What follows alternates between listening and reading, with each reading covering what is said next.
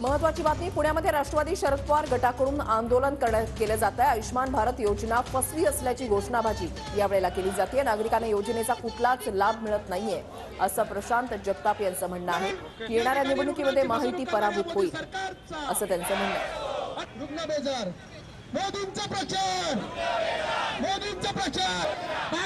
महायुतीतला सगळा खेळखंडोबा झालेला आहे। येणाऱ्या लोकसभेला नंतरच्या विधानसभेला महायुतीच पराभूत करेल।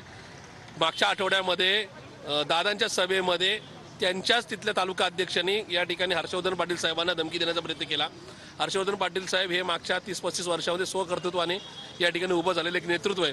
त्यांना अशा प्रकारे धमकी देणं म्हणजे या ठिकाणी महायुतीला किती सत्तेचा माज आहे अशाच प्रकारचे एक चित्र समोर येतंय। या ठिकाणी अशा प्रकारच्या कार्यकर्त्यांवरचा हल्ला सहन करत या ठिकाणी निर्लज्जपणाने या ठिकाणी निवडणुकीला सामोरं जाणार का याचं उत्तर या ठिकाणी निश्चित जनता त्यांना मतदानातून देणार आहे।